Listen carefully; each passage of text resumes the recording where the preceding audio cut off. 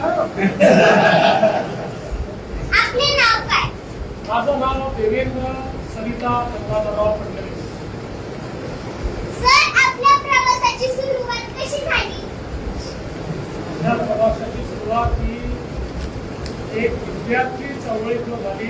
विद्यार्थी परिषदेमध्ये विद्यार्थ्यांचे प्रश्न सोडत मी इथपर्यंत आलो.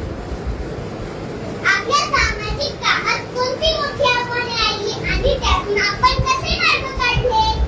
कुठल्याही सामाजिक कामात आव्हान असतातच. जेव्हा तुम्ही समाजाला काहीतरी करायचं असतं त्यावेळी प्रत्येक ठिकाणी जी व्यवस्था असते ती आपल्याला बदलावी लागते. व्यवस्था बदलताना काही अडचणी येतात.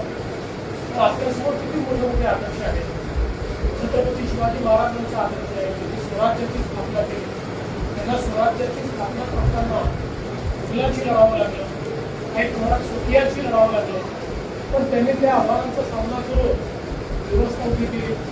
आपल्यासमोर भारतरत्न डॉक्टर बाबासाहेब आंबेडकरांचा आदर्श आहे की ज्यांनी व्यवस्थेच्या विरुद्ध इतकी मोठी लढाई उभी केली आणि मानवतेचा धर्म हा आपल्याला शिकवला आणि समतेचं राज्य हे संविधानात तयार केलं.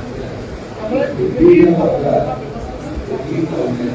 त्यावेळी त्याच्याशी संघर्ष करावा लागतो. पण चांगलं काम जर आपण केलं तर चांगल्या कामामध्ये आपण यशस्वीच होतो. कधी अयशस्वी होतो. ओके. आपल्या कारकिर्दीतला असा कोणता अनुभव आहे जो आजही लक्षात आहे आणि प्रेरणा देतो? असे खूप अनुभव आहे, पण आजचा अनुभव जास्त लक्षात राहील. तू देते तुला आजच्या डिजिटल युगात आपण शिक्षण क्षेत्रात कोणते बदल करू इच्छिता?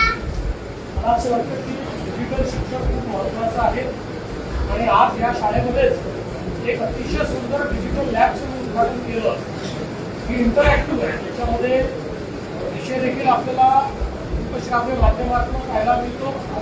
त्याच्यानंतर त्याच्यावर प्रश्न देखील आपल्याला विचारता येतात आणि त्याच्यावर आपल्याला परीक्षाही घेता येतात.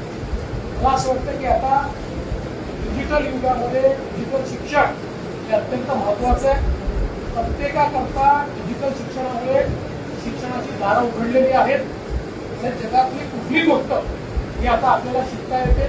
त्यामुळे मला असं वाटतं की आपल्या शाळेतले आता जे डिजिटल लॅब आहे त्यापैकी प्रत्येकाने त्या डिजिटल लॅबमध्ये जाऊन डिजिटल शिक्षण घ्यायचं.